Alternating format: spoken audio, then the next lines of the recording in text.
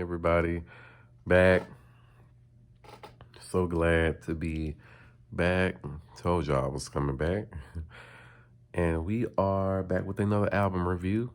This time we are doing Little Kim's HardCore. HardCore. I feel like this is a long overdue album review. I feel like I should have done it like a long time ago, back in my Team Look Him days. I should have I should have been did it in my Team Little Kim days, but I did not do that. I don't know why, but I have the album downloaded on Tidal. Excuse me. I have it downloaded on Tidal, and I listened to it in full before, and I listened to it in full again because I wanted to tell y'all what I thought about it, like little by little, and why I like it and what's so special about it. So this album came out in November of 1996.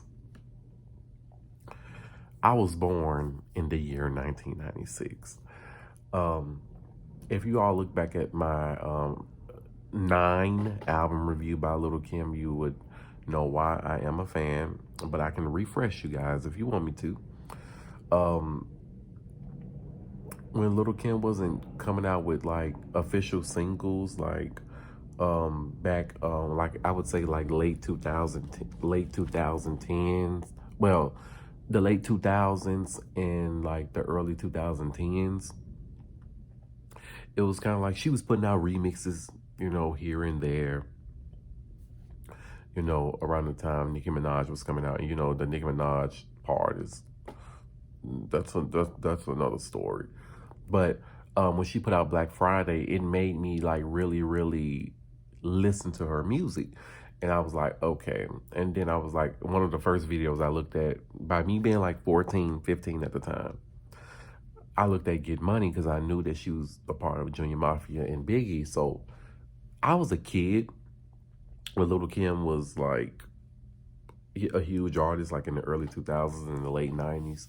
So I was like a little bitty kid. So I only remember like stuff from The Naked Truth and a little bit of that era because I was like at least like 10 years old, 11 years old then. When I heard Black Friday, the Nicki Minaj disc, it made me love Get Money. Like it made me look at a lot of old stuff like from her mixtapes and her beefs with females. Do your research. Don't argue with me about who was right, who was wrong. See who started it first and then judge about that. It made me love her and I instantly became a fan. But this album is a classic female hip hop album. I would say this is probably the first album where it was like explicit, like womb in your face, boom, I want you, ooh, I want you to eat this, I want you to suck this, I want you to, it was just like totally just like in your face. But I'm definitely about to tell y'all what I think. I'm gonna give my favorite songs on it. It would definitely have to be Big Mama Thing. Let me tell you why. Because when I was listening to some of the disses she did, so Big Mama Thing was definitely a diss to definitely Faith Evans, or could it have been to any female? Big Mama Thing can definitely be used today. Like if she could use that record, put it out again, based off the lyrics, like people that want to be her, because there's so many people imitating Lil Kim today, like without a doubt. I like Big Mama Thing because lyrically she, like the beat is, I don't know, like the sound, it doesn't sound like a regular hip hop record. Like it's just, it was a hard record. Like it was very like, it didn't even almost sound like a hip hop record. It just sounded like something just, I don't know how to explain it. I really don't know how to explain it. I thought no Time, I really didn't care for No Time at first.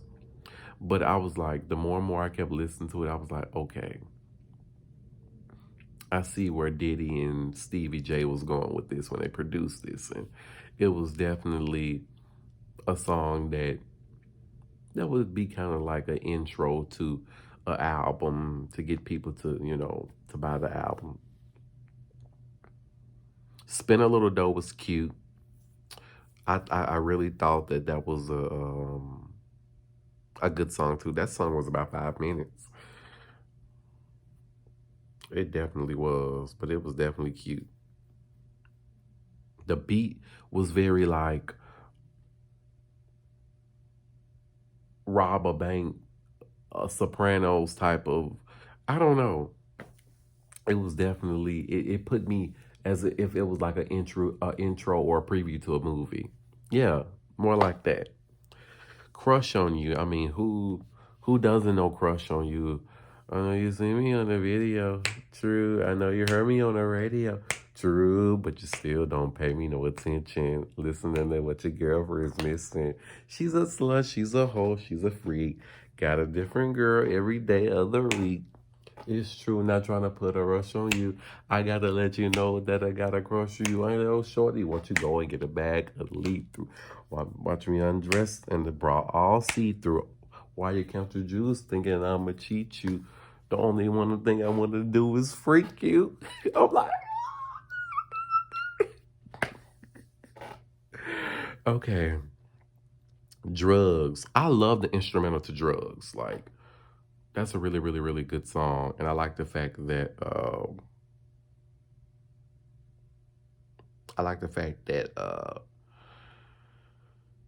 it was just raw and uncut. Scheming. Scheming was an interlude. Definitely was an interlude. Queen. Now that I can rap that like doom doom how it start off doom doom doom doom doom doom doom doom doom doom doom doom.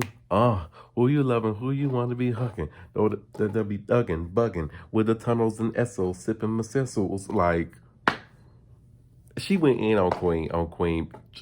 She did her thing on that. I was like, whoa.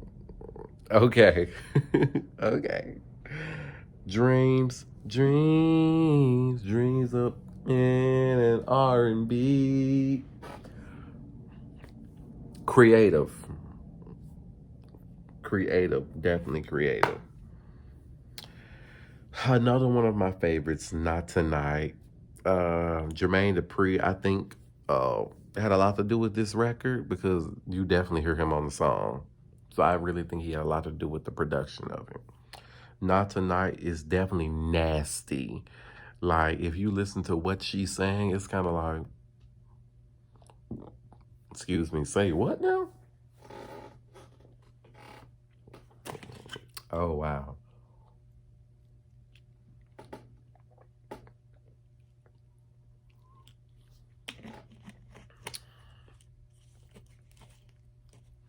The last song, F You, it was like a 2 minute and something song.